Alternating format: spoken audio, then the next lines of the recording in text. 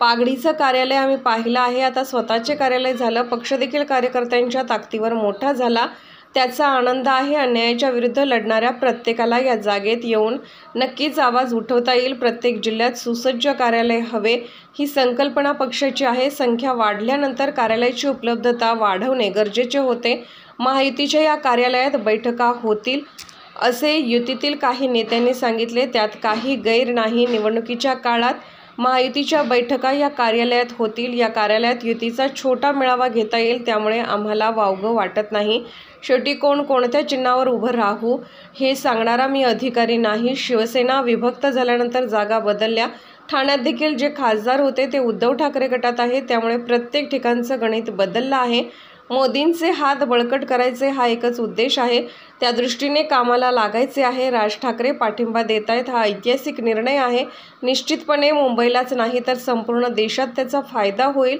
उत्तर भारतीयांसंदर्भात बोलताना आमच्या नेत्यांनी याआधी योग्य प्रतिक्रिया दिल्या आहेत. अन्य भाषिकांनी देखील आम्हाला पाठिंबा दिला आहे. त्यामुळे कोणतेही वाद नाहीत. राज ठाकरे निर्णय करतील. मी भाष्य करणे योग्य नाही. मोदींचे हात ते बळकट करणार हे निश्चित. नाही, निश्चितपणे तमाम हजारो कार्यकर्त्यांना अतिशय समाधान आणि आनंद झालेला आहे. कारण की ज्या पक्षाने या ठिकाणी पागडीचं कार्यालय देखील आम्ही बघितलंय स्टेशनच्या जवळ गुरुप्रेरणामध्ये, तिथून आम्ही ओनरशिपच्या कार्यालयात गेलो आणि आता तर भव्य दिव्य अशा कार्यालयात गेलो. परंतु कार्यालय फक्त मोठी होत गेली नाही, तर पक्ष देखील कार्यकर्त्यांच्या ताकदीवर मोठा झाला आणि जे संख्या होती ती संख्याबळ देखील वाढलं. कार्यकर्त्याची संख्या वाढली. पक्ष जो आहे तो लोकाभिमुख झाला आणि वार्डामध्ये आणि बूथमध्ये भारतीय जनता पार्टी जी आहे ती पोचली. आणि त्यामुळे निश्चितपणे या कार्यालयाच्या माध्यमातून जनहिताची कामं आणि अन्यायाच्या विरुद्ध संघर्षाची कामं ही निश्चितपणे प्रभावीपणे करायला या ठिकाणी आम्हाला फार मोठा आधार मिळाला कार्यालयाच्या माध्यमातून. भाजपचं कार्यालय बघून अनेकांचे डोळे देखील वटारलेले आहेत. त्यामुळे नक्कीच भाजप जसं मोठं आहे तसं कार्यालय देखील मोठं झालेलं आहे. नाही, ही संकल्पनाच भारतीय जनता पार्टीची आहे की प्रत्येक जिल्ह्यामध्ये सुसज्ज अशा प्रकारचं कार्यालय पाहिजे. शेवटी कार्यालय हे सेवेचं मंदिर आहे आणि या माध्यमातून त्याची भव्यता देखील असली पाहिजे. संख्या वाढल्यानंतर त्याची ताकद देखील वाढल्यानंतर कार्यालय देखील त्याची उपलब्धता कार्यालयाची असली पाहिजे. ज्यांचे डोळे फिरायचे त्यांना फिरू द्या, परंतु भारतीय जनता पार्टीची जनतेशी जी एक नाळ जोडण्याचं काम आहे ते या कार्यालयाच्या माध्यमातून मोठ्या प्रमाणात होणार आहे. सर, आपण जर बघितलं तर महायुती आहे तुमची आणि त्याच्यामध्ये म्हणजे जे शिवसेनेचे नेते आहेत ते देखील म्हणत आहेत की आम्ही कार्यालयात येऊन बैठका करू, आमच्यासाठी देखील ते चांगलं झालेलं आहे. तर तुम्ही त्याकडे कसं पाहता? नाही, निवडणुकीच्या काळामध्ये महायुतीतल्या अनेक घटक पक्षाचे कार्यकर्ते जे आहेत ते एकमेकांच्या कार्यालयामध्ये जाऊन निश्चित रूपाने बैठका घेतात आणि आमचं कार्यालय तर मोठं कार्यालय आहे की ज्या ठिकाणी एखादा छोटा मेळावा देखील घेता येईल अशा प्रकारची पण रचना आहे. त्याच्यामुळे त्याच्यामध्ये काही आम्हाला वावगं वाटायचं काहीच कारण नाही. पक्षाने मला संधी दिली तर मी आनंदाने लढायला तयार आहे. लढायला पण तयार आहे. जिंकायला सुद्धा कार्यकर्त्यांची ताकद जी आहे ती निश्चितपणे त्या ठिकाणी जनतेच्या आशीर्वादाने मिळेल आणि त्याच्यामुळे संधी मिळाली तर आनंदाने मी लढायला तयार. मात्र असं देखील बोललं की हा बालेकिल्ला हा शिवसेनेचा आहे. मात्र जे सिटिंग सीटचे होते ठाकरे गटात गेलेले राजनीतीचे, त्यामुळे सध्या तरी त्यांच्याकडे अजून चेहरा समोर येत नाही. त्यामुळे मागच्या वेळेस आनंद दिघेंचं गणित कसं असेल, प्रकाश परांजपेचं आणि आताचं गणित वेगळं बदललेलं आहे. याकडे कसं बघतो? नाही, निश्चितच 25 वर्षापूर्वीची गोष्ट. शेवटी 96 साली धर्मवीर आनंद दिघे साहेबांनी, रामभाऊ कापसे त्या ठिकाणी सिटिंग खासदार होते, त्यांनी एक गणित मांडलं त्यांच्या पद्धतीने. शेवटी जो जो पक्ष आम्हाला कसं मिळायला योग्य आहे हे मांडत असतो आणि त्यांनी नगरसेवकांच्या संख्येचं गणित त्यावेळेला मांडलं आणि त्या दृष्टीने युतीच्या या सगळ्या वाटपामध्ये शिवसेनेला सीट त्या ठिकाणी गेली आणि प्रकाश परांजपे त्या ठिकाणी उभे राहून 3 वेळा निवडून आले.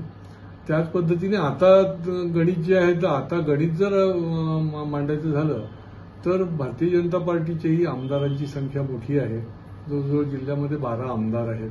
लोकसभा मतदारसंघामध्ये 4 विधानसभेत आणि 2 विधान परिषदेत आहेत. नगरसेवकांची संख्या आहे आणि त्याच्यामुळे लॉजिकली गणित जे आहे ते मांडलं जातं, परंतु शेवटी सगळं काही गणितावरच अवलंबून असतं असं नाही. शीर्षस्थ नेते अनेक गोष्टींचा विचार करून निर्णय करत असतात आणि त्या पद्धतीने शेवटी भारतीय जनता पार्टीला निश्चित आवडेल की भारतीय जनता पार्टीला या ठिकाणची जागा ही जर मिळाली तर निश्चितपणे कार्यकर्ता सुखावेल, त्याला समाधान वाटेल.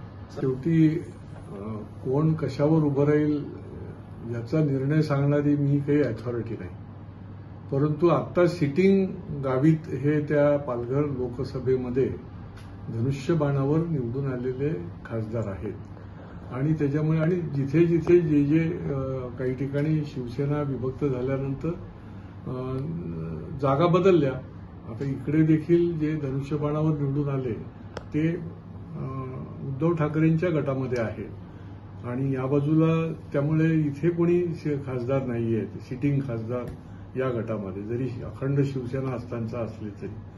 त्यामुळे त्या ठिकाणी सगळाच विचार करून आणि जनतेचा कल आणि लोकांचा कल बघून निश्चितपणे शेवटी एक नक्की आहे की मोदीजींचे हात बळकट करायचे आणि 400 पार आणि महाराष्ट्रामध्ये 45 पार करायचं आहे आणि त्यामुळे त्या दृष्टीने एकजुटीने कामाला लागायचं आहे. हा मात्र निर्णय जो आहे तो पक्का आहे, उमेदवाराचा निर्णय जरी झालेला नसला तरी. सर, मी मागेही सांगितलं होतं की प्रत्येक पक्षाचा जरी अलायन्समध्ये असले तरी निरनिराळ्या प्रकारचं स्पर्धा पण असते आणि कोऑर्डिनेशन पण असतं. कॉम्पिटिशन आणि कोऑर्डिनेशन या दोन्ही गोष्टी चालत असतात जेव्हा अलायन्सचं राजकारण असतं आणि त्याच्यामुळे प्रत्येक पक्षाचे निरनिराळ्या पद्धतीने दावा करत असतो. तसंच त्या ठिकाणी तो निरनिराळे पक्ष जे आहेत ते दावा करतील, परंतु जे निर्णय घेणारी नेते मंडळी आहेत ती योग्य पद्धतीनेच निश्चितपणे निर्णय घेईल यावर देखील सगळ्यांचा विश्वास आहे. सर, राज ठाकरेंनी बिनशर्त पाठिंबा भाजपला दिलेला आहे, मात्र यावेळेला असंही म्हटलं जात आहे की राजसाहेबांना शहाजींनी असं सांगितलं होतं की तुम्ही कमळावर लढा, मात्र राजसाहेबांनी त्याला नकार दिला आणि त्यानंतर आता ते तुम्हालाच बिनशर्तपणे पाठिंबा देता. तुम्ही या सगळ्याकडे कसं पाहता? नाही, अशा पाठिंब्याचं तर स्वागतच करायला पाहिजे. शेवटी देशामध्ये जर जगामध्ये क्रमांक 1 वर देशाला न्यायचं असेल तर अधिकाधिक पक्ष, अधिकाधिक संघटना जेवढ्या म्हणून मोदीजींच्या पाठीशी राहतील, मोदीजींना पाठिंबा देतील, त्यांच्या कामाला पाठिंबा देतील आणि ज्यांना देश सुरक्षित राहू शकतो मोदीजींच्या नेतृत्वाखाली अशा पद्धतीने वाटतं तर ते निश्चितपणे स्वागतार्ह आहे. आणि हा अतिशय ज्याला म्हणता येईल की हा ऐतिहासिक निर्णय आहे की एखादी व्यक्ती देशाच्या करता एवढं मोठं काम करते तर त्याला खुल्या मनाने आणि खुल्या दिलाने अशा प्रकारचा पाठिंबा एक राजकीय पक्ष देतोय ही निश्चितपणे स्वागतार्ह बाब आहे.